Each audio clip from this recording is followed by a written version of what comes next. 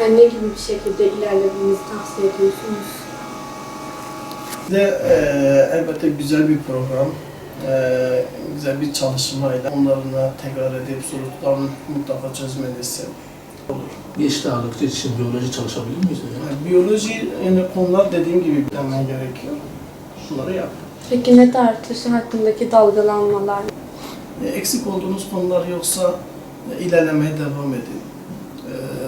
Daha çok soru çözün, programlı olsun. Böyle masaya oturduğunuz zaman o verimsiz bir çalışma olur. Ya da bugün benim canım sıkılıyor, ben şuna çalışıyorum. Yarı yıl tatili YKS ve LGS hazırlanan öğrenciler için çoğu zaman yanlış anlaşılan bir dönemdir. Aslında süreci klasik anlamda bir tatil olarak görmek yanlıştır, doğru değil. Bu dönemde öğrencilerin temel hedefi birinci dönemde işlenen konuları tamamlamak ve eksikleri net bir şekilde ortaya koymak olmalı. Konuların bitirilmesi, ardından deneme sınavlarıyla durum tespiti yapılması büyük önem taşıyor. Yapılan her deneme öğrencinin yalnızca bilgisini değil, zaman yönetimini, sınav psikolojisini ve soru çözme alışkanlıklarını da görmesini sağlıyor. Yarı yıl tatili aynı zamanda analiz dönemidir. Öğrencilerin yanlış yaptıkları sorulara odaklanmaları, neden yanlış yaptım sorusunu sormaları ve benzer hataları tekrar etmemek için planlama yapmaları gerekir.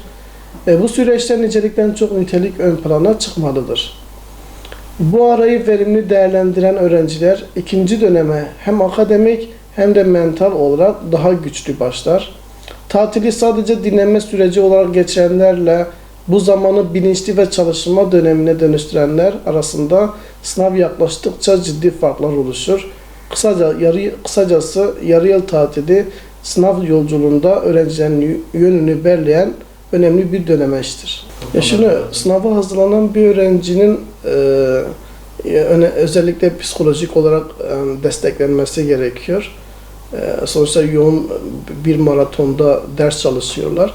Ailenin de bu konuda psikolojik olarak destek vermeleri gerekir.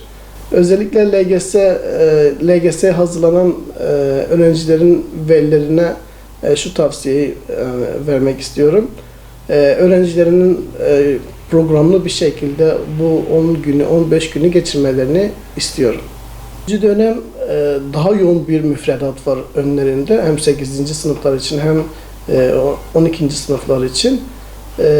O programa girmeden önce en azından işlenmiş olan konuların tekrarını, soru çözümünü yapmaları gerekiyor.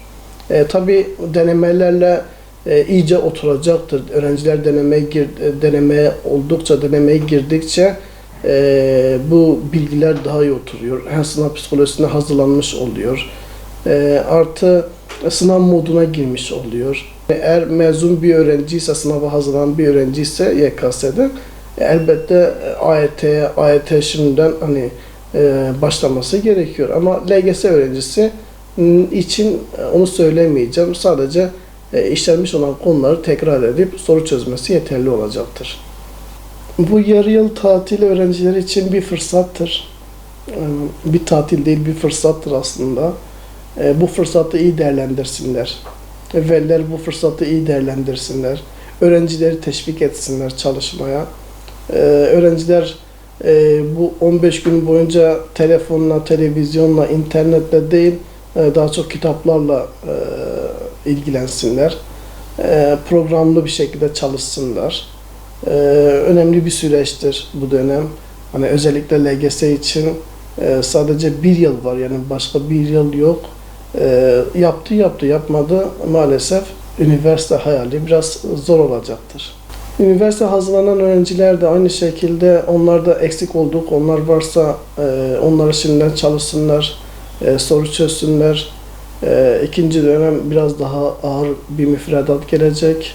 Biraz daha yoğun bir şekilde geçecek. Hem denemeler hem AYT konuları biraz daha ağır olduğu için şimdiden o işlenmiş olan konuları tekrar etsinler, soru çözsünler, onları tamamıyla halletsinler. Sosyal medyadır, eğlence yerleridir, parktır. Oralardan biraz uzak dursunlar. En azından bu 3-4 ay boyunca. Biyoloji çalışabilir miyiz hocam? Yani biyoloji konular dediğim gibi bitirmişse, tarihtir, coğrafyadır, matematiktir, bunlar bitmişse biyolojiye de kimyaya da bakabilir.